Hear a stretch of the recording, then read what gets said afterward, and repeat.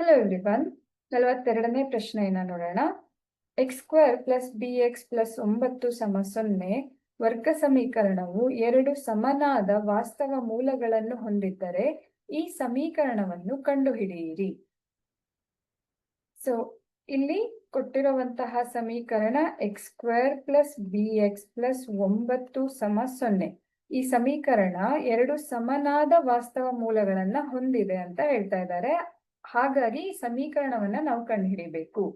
ಸಮೀಕರಣದ ಮೂಲಗಳು ವಾಸ್ತವ ಮತ್ತೆ ಸಮ ಇದೆ ಅಂದ್ರೆ ಅರ್ಥ ಡಿ ಯ ಬೆಲೆ 0 ಆಗಿರ್ಬೇಕು. ಡಿ ಅಂತ ಅಂದ್ರೆ b² ಮೈನಸ್ 4ac. ಅದು 0ಗೆ ಸಮನಾಗಿದ್ದಾಗ ಮಾತ್ರ ಮೂಲಗಳು ವಾಸ್ತವ ಮತ್ತೆ ಸಮನಾದ ಮೂಲಗಳಾಗಿರುತ್ತೆ. ಈಗ ಇಲ್ಲಿಂದ ನಮ್ಗೆ ಎ ಬಿ ಸಿ ಗಳನ್ನ ನಾವು ನೋಡೋದಿದ್ರೆ ಎ ಬೆಲೆ 1, ಬಿ ಬೆಲೆ ಬಿ, ಹಾಗೆ ಸಿ ಬೆಲೆ 9 ಅಂತ ನಮ್ಗೆ ಗೊತ್ತಾಗ್ತಾ ಇದೆ. ಸೊ ಈ ಬೆಲೆಗಳನ್ನ ಆದೇಶಿಸಿದ್ರೆ, ಈ ಡಿ ಸೂತ್ರದಲ್ಲಿ ಆದೇಶಿಸಿದ್ರೆ b² ಹಾಗೆ ಉಳ್ಕೊಳ್ಳುತ್ತೆ. b² ಆಗಿ 4 ಗುಣಿಸು ಎ ಬೆಲೆ 1, ಸಿ ಬೆಲೆ 9 ಸಮ 0. ಅಂದ್ರೆ b² ಮೈನಸ್ 9×4 36 ಸಮ 0. ಸೊ b² ಸಮ 36 ಅಂತ ಬರ್ಕೋಬಹುದು.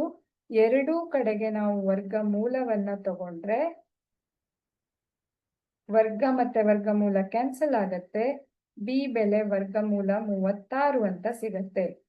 ಬಿ ಬೆಲೆ ವರ್ಗಮೂಲ 36 ಆದ್ರೆ ವರ್ಗಮೂಲ 36 ಅಂದ್ರೆ ಏನು? ಪ್ಲಸ್ ಅಥವಾ ಮೈನಸ್ 6 ಆಗಿರತ್ತೆ. ಬಿ ಬೆಲೆ ಪ್ಲಸ್ ಆರ್ ಮೈನಸ್ 6 ಅನ್ನೋದನ್ನ ನಾವಿಲ್ಲಿ ನೋಡಬಹುದು. ಸೊ ಸಮೀಕರಣ ಏನಾಗತ್ತೆ?